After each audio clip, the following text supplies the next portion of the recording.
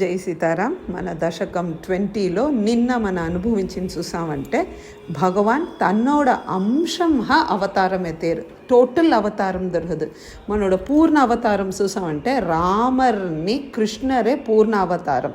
అంశావతారం అంటే తన్నోட అంశం అనే అవతారంగా ఈ అంశావతారం చూసంటే మనోட వ్యాసర్ ఒక అంశావతారం, పరశురామర్ ఒక అంశావతారం, కార్తవీర్య అర్జున అనిసి మన చూడబోయాం, అది ఒక అంశావతారం. ఆజాడే రిషభర్ అనేది ఒక అంశావతారమే భగవానుడిది.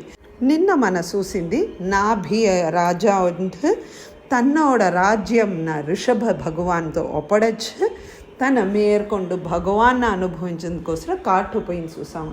ఇక్కడ రిషభర్ భగవాను ఒద్దె బాగా నాట్న ఆలేదాన చూసి ఇంద్రన్ అవనే అవంటింది. దాన్నే భట్టత్రి చెప్పారు యదా ఇంద్ర ఆ ఇంద్రన్ త్వత్ ఉత్కర్ష కృతాత్ అమర్షాత్. ఈ జల్లసీతో పులహాపుతో మీరు ఇంత బాగా రాజ్యం చేసేదాన్న పులహాపడి అజనాభ వర్షే నా వవర్ష, ఈ అజనాభ వర్షాలో వాననే కూడకూడదు అని చెప్పి ఇంద్రన్ పట్టి పెట్టుకుంటున్నాడు వానన.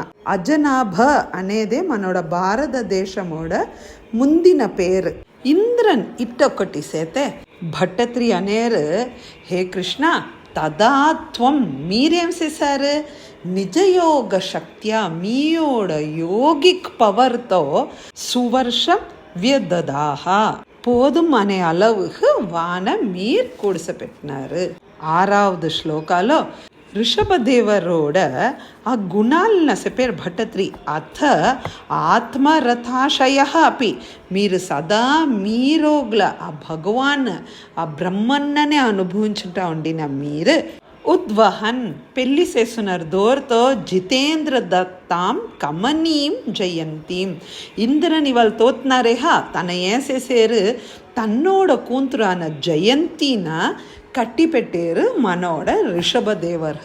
సో ఆతండితో సేరి రిషభదేవర్ని జయంతి మాత సేరి తత్ర శతం తనూజాన్ వాళ్ళిద్దరు 100 బిడలు పుట్టారు.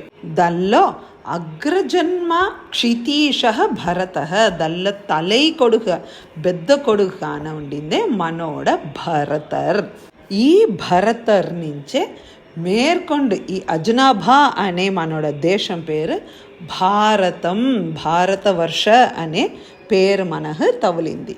அடுத்தது 7వ శ్లోకాలో చూసినంటే మనోడ రిషభర్ దేవర్ 100 బిడలు పుట్టినారు సుసామేహ. ఆ 100 బిడల్లో వచ్చి 9 బిడలు వచ్చి యోగిలవిత్నారు. ఈ 9 గూరే మన అన్నింద కడేసిలో 11th క్యాంటోలో భాగవతంలో చూసామంటే ఉండిందిల్లో ఆ భక్తి అనేది జ్ఞానం అనేది ఎట్ట అడంజాచు అనే ద హైయెస్ట్ ఫిలాసఫీన మనకు లాస్ట్లో చెప్తారు. ఈ నవయోగిలు దోరు చూసంటే కవి, హరి, అంతరిక్ష, ప్రబుద్ధ, పిప్పలాయన, అవిర్హోత్ర, ధ్రుమిల, చమస, కరభంజన అనే ఈ 9 గూరే భాగవతంలో 11th క్యాంటోలో చెప్పించే ఆ విషయాలే భట్టత్రి మనకు దశకం 90లోండి మనకు ఆ నవయోగి ఉపాఖ్యానం అంటారు. దాన్ని మన అనుభవించచ్చు. ఇవాళ ఇక్కడ చూసామంటే నవ యోగివరాహ అభవన్ 9 గురు యోగిలైనారు. అన్యే నవతు మెవతొండిన 9 భారతవర్ష ఖండాన్. ఈ భారతవర్షంన 9 పార్ట్ ఉండి వాళ్ళు రాజ్యం చేసినారు. ఇవాళ 9 9 18 భరతర్ మొత్తం నాటు రాజా 19. ఇవాళ రిమైనింగ్ ఉండిన 81 గూరుని దానిని ఇక్కడ మెన్షన్ చేశారు.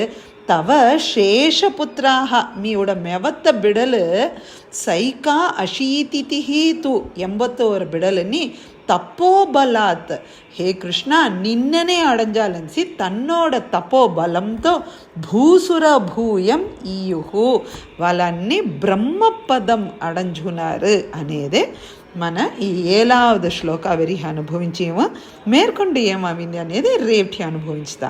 జై సీతారాం.